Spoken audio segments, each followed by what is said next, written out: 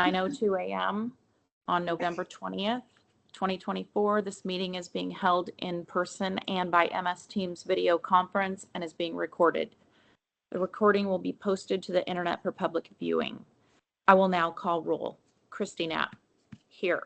Jamie O'Neill. Here.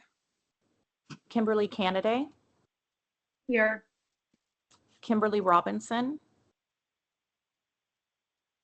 Rachel Anthony. Here. Olivia Gill. Here. Christina Russ. Here. Marcy Here. McKay.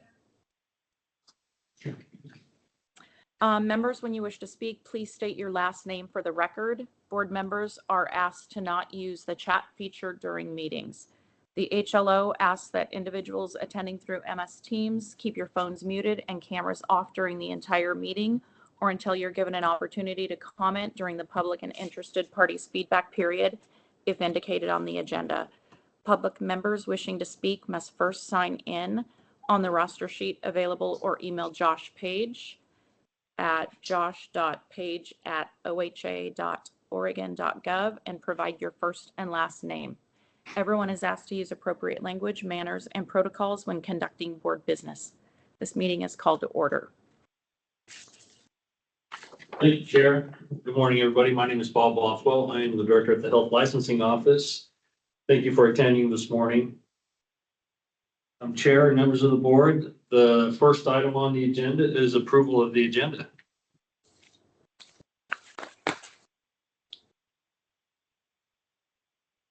Does someone want Jamie to? O'Neill. I move to approve the agenda. Jamie O'Neill.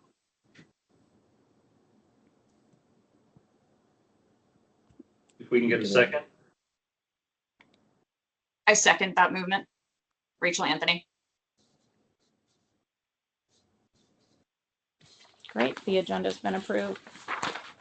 Chair, can you call roll, please, after each motion? Yep. Christy Knapp, here. Jamie O'Neill. Here. Kimberly Canaday. Here. Kimberly Robinson. Do you want me to call her if she's not here? Chair, no, you don't need to call Robinson or McKay. Okay. Rachel Anthony. Here. Olivia Gill. Here. Christina Russ. Here. Thank you, everybody. And Chair, this is Bob Bothwell again. Everybody said here, but I assume everybody meant aye for approval of the agenda. Yes. Okay.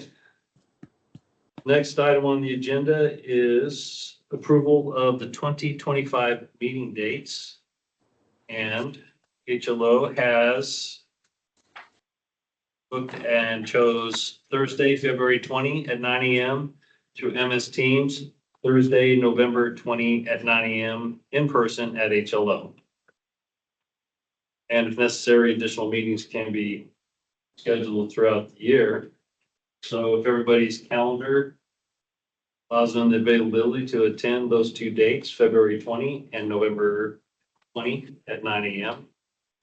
We can take a motion. Does someone want to make a motion to approve those dates? Jamie O'Neill. I make a motion to approve the dates. Christina Russ, I second that.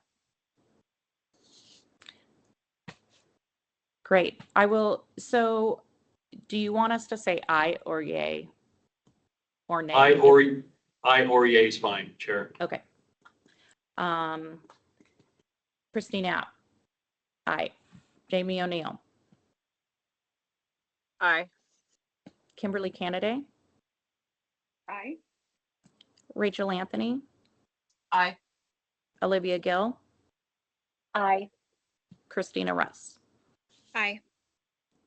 Okay, so those dates, February 20 and November 20 are approved. Next item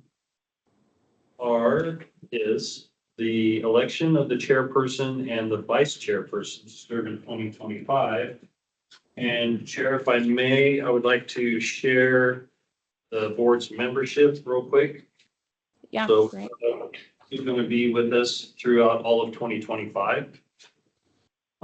Christy Knapp is in a second full term, and that expires December 31 of 2025, and Christy cannot reappoint. Jamie O'Neill is in a first full term. It expires April 24 of 2027 and can reappoint. Rachel Anthony is in a first full term, which expires May 26th of 2026, can reappoint. Kimberly Robinson is in a first full term, which expires 12/31 of 2025 and can reappoint. Olivia Gill is in a first partial, which expires 12/31 of 2024 and can reappoint.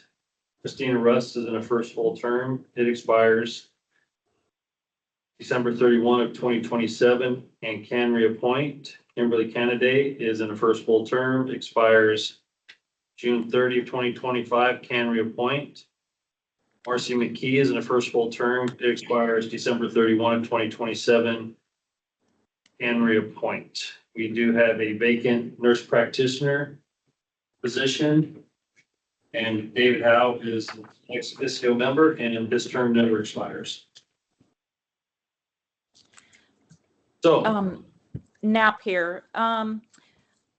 When you said nurse practitioner, do you mean just a medical designation? Like it can be a doctor, a nurse anybody who is like an individual that can operate independently in the medical field. It doesn't have to be a nurse practitioner, correct? Sammy, are you able to answer that for her? Yes. Here we go. Two must be physicians or physician's assistants under ORS 677 or a nurse practitioner licensed under 678. So either is fine. Yeah, MD, any one of the three. NP. Yep, MD, physician assistant, or nurse practitioner. thank you. No problem. Good Thanks, question. Sammy.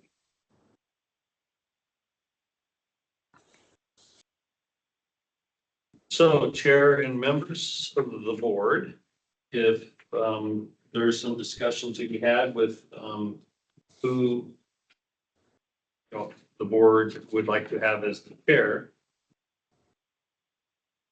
An individual can nominate themselves or nominate another. Christine App here. I would encourage people to have a discussion around this. I know that I did this because I attended all of the meetings and we were having attendance issues.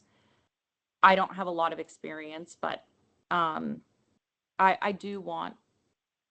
want everybody to feel comfortable giving their feedback because I feel like we have a larger group now, and so I think it would be a great discussion. Thank you. This is Bob, Chair and members of the board, if I may, real quick. The role of the chair in the meetings, as you've seen so far, is to call the meeting to order, take roll, keep order, and impose any necessary restrictions for the efficient and orderly conduct of the meeting, direct the flow of the meeting, ensure the meeting is conducted in a professional manner. And there's some key points. Board members wishing to speak must wait to be addressed by the chair. Once addressed by the chair, the board member must state their last name for the record before speaking. The chair guides the members through motions and making process. And if public comment is being accepted by the board, audience members must wait to be addressed by the chair and state the full name and affiliation. And the chair also officially enters and exits executive session and turns the meeting. So HLO is here to help every step of the way with anybody who is the chair or the vice chair, should the chair not be available to attend the meeting. Other things that may happen, the chair may have to collaborate with myself or the analyst Sammy Patnode regarding board business and may assist in generating meeting agendas.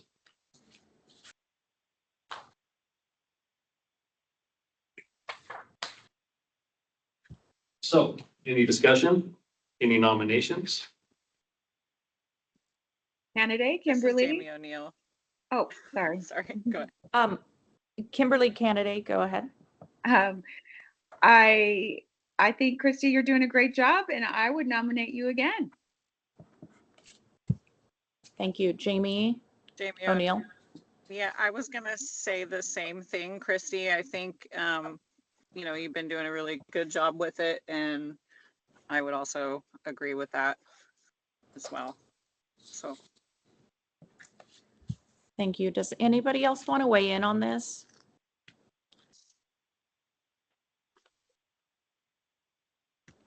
Christina Russ here. Go ahead, Christina. Yeah, I think you're doing a wonderful job, Christy. So I would third that. Thank you, Christina. I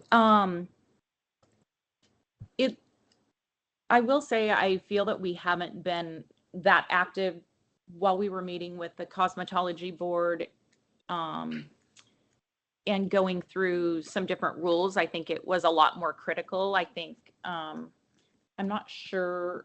Sammy, could you speak to kind of what's coming up in 2025 too, so we have a little bit more information about what we're looking at and what purpose we can serve in? I don't have actually anything planned for this board, like on the schedule, but something, things may come up. There might be a case or there might be a random question that I get that I need the board's help on, but no rulemaking is planned.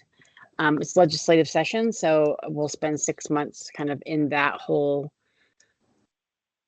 thing. I'm trying to think of a nice word to say. So yeah, nothing's planned for this board.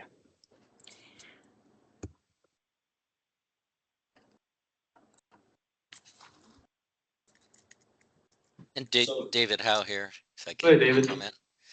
Yeah, and kind of dovetailing off of what Sammy just said, my understanding is when you have a legislature's in session, it restricts rulemaking efforts anyway. So they don't typically like to see initiatives made when they're in session. So it Yeah, should be HLO quiet. never does that. Right. I wish that they would, but we don't.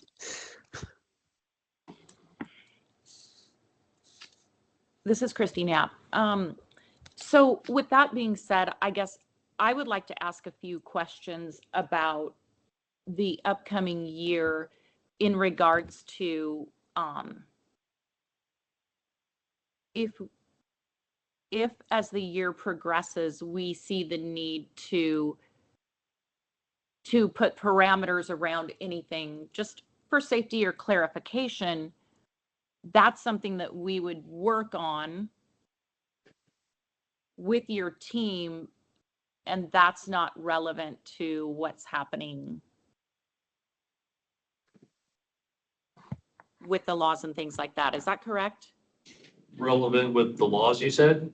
Well, or with them being Legislation. in session, sorry, yeah. Okay, yeah, no, I mean, if this is Bob, first let me ask this question, this discussion, Christy, is this gonna help you decide whether or not you want to be the chair? No, not necessarily. I just feel, I guess my question, I'm happy to lead the meetings, although when I came in, it was during COVID. And so I don't know that, I know you guys assist a lot in leading the meeting. I'm happy to stay in this position. I just want to be as effective or as informed as I can. So if it affects any of their decisions on who they want to elect for chairman or vice chair, I just want to be as transparent as possible and make sure that everybody feels good about which direction we're headed. Does anybody want to make a nomination for chair or for vice chair? It sounds like We have a motion for chair. Hannah and O'Neill seconded. Okay, so do you want me to take a vote on that? Yes. And would you like me to vote or not vote? Yes, you can vote. Okay. I will call a vote to nominate Christy Knapp for chair. This is Christy Knapp, and I vote yay. Jamie O'Neill, Yay. Kimberly Canaday. I,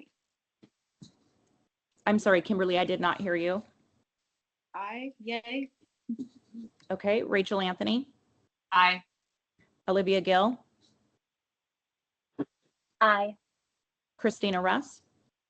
Aye. Okay. Thank you, Chair. Thank you, everybody. This is Bob. Currently, we have Jamie O'Neill as the vice chair. So we need to have a discussion around the vice chair. This is Christy Knapp. I feel like Jamie always shows up. She's timely, and I definitely think that we can count on her. So, does anybody else have input on that? Olivia Gill here. I have tried to attend every meeting, and I have seen Jamie also attend. As my first year, I'm definitely learning the steps and processes of these meetings. But so far with you two in place, it's been very smooth and learning a lot. So I second that. So, Olivia, this is Bob. The chair was not making a motion, but you certainly can make a motion. I make a motion then to nominate Jamie for vice chair. Thank Great. you. If anybody other than the chair would like to second that or have additional discussion. Rachel Anthony here. I second the motion. Okay. Okay. I will call a vote. Christy Knapp, yay. Jamie O'Neill, Yay. Kimberly Canaday, Yay. Rachel Anthony, Aye. Olivia Gill, Aye. Christina Russ. Aye. All right. Thank you, everybody. That passes. And what I will do real quick is go back to the board membership. Even though I already read off everybody's membership standings or status, I would like to also point out in that memo that you receive, there are some hyperlinks that are included in it when you receive it electronically. It is the DAS Chief Human Resource Office overview of boards and commissions training, which is required once per term. So each time you appoint or reappoint, you need to take that training. There's also the DAS Information Security Training Foundations that's required annually. There's also the DAS Preventing Discrimination and Harassment, which is also required annually. And then there's the Government Ethics Commission overview of Oregon ethics law. They have that listed as optional, but there's been some changes, and I would recommend everybody taking that. Okay. And if you have any issues with logging on to it, please let HLO know and we can work on those links. Great. Do you want to move on to the reports? I'm going At to this jump time? into that. I'm going to jump into that right now, Chair. Okay. So Chair and members of the board, this is Bob Bothwell again. So if you're following online, I'm on slide 18. And just to remind everybody that the state operates on a fiscal year cycle, which begins July 1 of one year and ends June 30th of the following year. And I'm going to tie that into these reports right now because I'm going to discuss fiscal year 2025, even though we're not in 2025. So in quarter one and quarter two, quarter one, we've had 23 licenses issued. And in quarter two, we had 14 licenses issued. That's in fiscal year 2025. Licenses renewed in those same quarters. Quarter one, we've had 94 renew online, 44 on paper. In quarter two, 57 online and 11 on paper. And we're trending in the right direction. We prefer them all to be online to save the trees. And on slide 29, we have licenses by age and gender. And it's a pretty female dominant profession. And there's some at the age of 66 to 73 that are maintaining a license. 17 identify as female, 1 male, and 1 as other.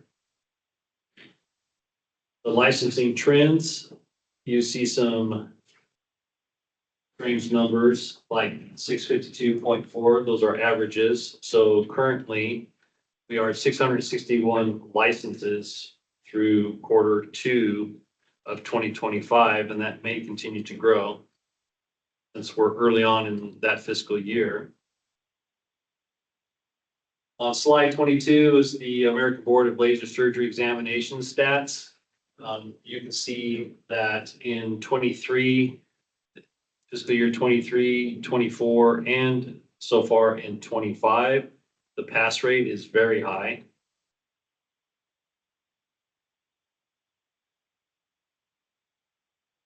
And the board's financial standings currently in fiscal year 2025, we had a beginning cash balance of $160,209. We've had $27,265 of revenue come in. Expenditures of $15,955 with the net operations of $11,300 and any cash balance of $171,519. So with that being said, the board is where they need to be financially, with a cushion in the event that we have a major case that requires us to go to a hearing, even including all the way up to Supreme Court or appellate courts, if it were to go that far.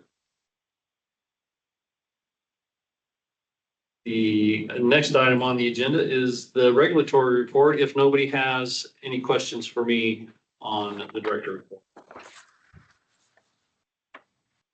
Bob, David Howe here. A quick question on the financial report for the current period. It says something about, I don't know if that slide is still available. Yeah, there it is. Revenue 27,000. Is that just relative to the 73,000 in 2024? Is that just because of the timing and renewals? That's correct. As the renewals keep coming in, that number will continue to grow. So we're just in the second quarter right now of 2025. Okay, thank you. That's what I thought. Okay, we have Trampa Shuck, the regulatory manager, online to do the regulatory report. Hello, everybody. So like Bob said, I'm Trampa Shuck. I'm the interim regulatory manager. I'm here to talk about this regulatory report. As you can see on this regulatory report, it has kind of 3 sections. The first section is cases open and closed status. We have 2 biennium on that case, on that section. You can see the 2023 biennium. Over the course of those 2 years, we received 17 complaints. 15 of those complaints have been resolved and are closed, and 2 are still open. The 2025 biennium, which is the one we're currently in, I think we're a little more than halfway through it. We were at the halfway point on July 1st, so we're a couple of months past the halfway point. We've only received 6, so if that trend carries on, then we will have a little bit fewer complaints this biennium than last biennium. So as you can see, we had 6 come in and 3 are still open. So for the 2 bienniums so far, we had 23 complaints come in and we have 5 that are still open. So you can see the complaints by type. You have some that are licensing concerns, some that are safety and sanitation issues, and some that are services provided. So, you can also see that trend a little bit. That 2023 biennium, a good portion of those were actually licensing concerns. Licensing concerns can be somebody is inactive. It could be they're operating without a facility license. It could also be that they're working. They could be a cause esthetician and doing some advanced esthetician stuff. That without a license. So it could be all kinds of things going on there. Services provided. That's probably where the most complicated cases come in is where you potentially have an injury or something they're doing is not within scope or something like that. So you can see over the course of the 2 biennium, we've had 12 come in for that. And then also on the other side there, complaints by type, you can see that we've received 1 anonymous, 3 from clients, and then 19 were other. So it gives you a little idea of what's driving that. It's not a lot for this group. It's not the majority are not from the clients. It's from some other source. So does anybody have any questions about the regulatory report or just how cases flow or inspections work or anything like that? This doesn't really talk about inspections, but we do have an inspection crew that does inspections in all of the cosmetology facilities, which should be all, and then they also do specific inspections on all of the advanced estheticians that they come across in those cosmetology facilities. They get specific inspections, individual inspections. So. Trampus, David, what's the frequency of inspections, annually or otherwise, for your Well, facilities? so we currently have 5 inspectors that do the entire state. I think that the goal is to push toward the annual side of it, but that's not where we have been in the past. Although this is the first time in a really long time that we've had all 5 inspectors. We've had 5 inspectors on the books and also had all 5 inspectors out in the field working through there. And I can tell you right now they're on pace to do about a 14-month rotation, 15-month rotation. So they're going right along pretty good. But we'll see as we go and through the next couple of years if that maintains or we can actually squeeze that down a little bit. So. Thank you. Christina Rust here. I have a question. Mm-hmm. You had mentioned that when you come across the advanced estheticians in a cosmetology practice, how about when they're under a medical practice? Are they being inspected at those facilities?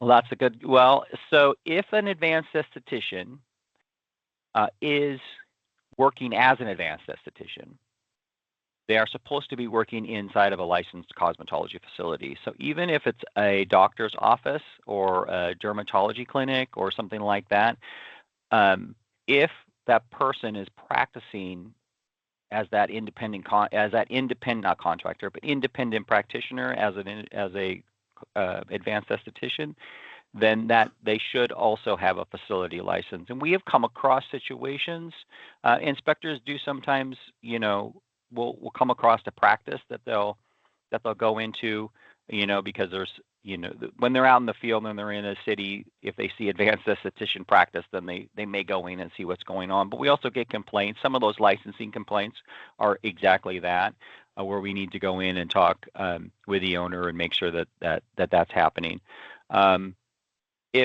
If an advanced esthetician just happens to have a license and they're not doing any advanced aesthetics, like they're working under the direction of a doctor or something like that, and not actually not independently seeing clients, then that's kind of a different situation, and we wouldn't necessarily capture those in inspections. But if they're practicing as an advanced esthetician, they should be in a cosmetology facility, and we would be inspecting them. Okay, thank you. Mm-hmm.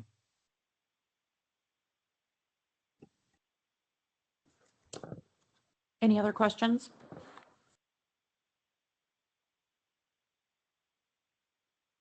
No. All right, thank you. Okay, all right, thank you. Mr. Travis.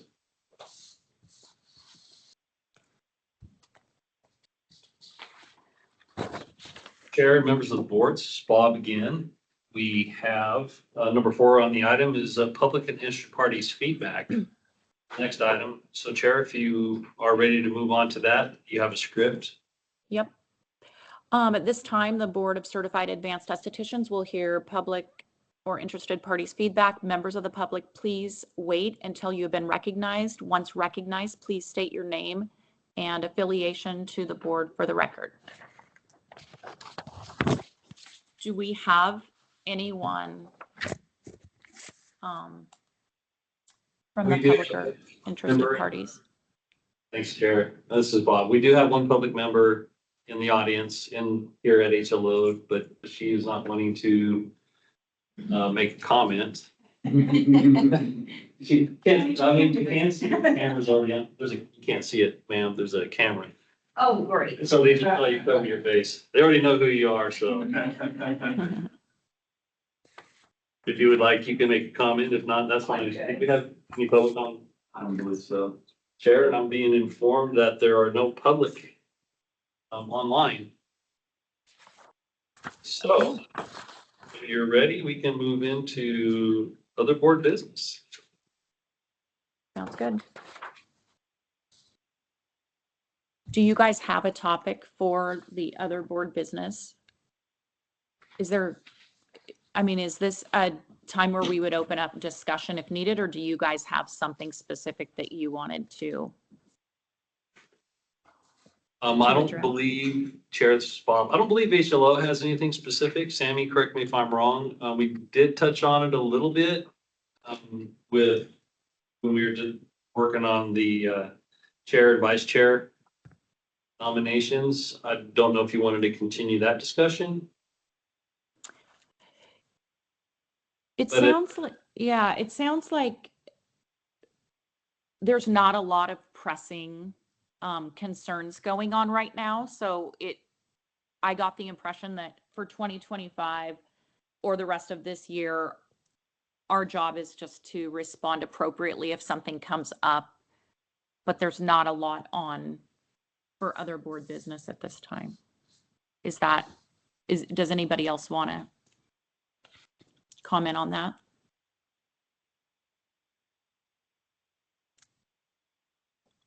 Yeah, it sounds like that's the general gist of it. Yeah, yes, thank you. This is Bob. So yeah, if something does come up and we need to bring the board together, we'll definitely reach out and get a quorum together to have a discussion. If the board comes across, if any of the board members come across something, or if the public comes across something that they feel needs to be discussed, they can always send the analyst, Sammy Patnode, an email, or Josh an email. And we'll vet it and decide what we need to do. So the chair may be contacted by HLO to have a quick discussion on a topic and decide whether or not we need to have an extra meeting. That sounds great. And I think now would be an appropriate time too, if there was anything that the team wants on their agenda, like for the next meeting. If there was any topic that they think might be coming up for next year.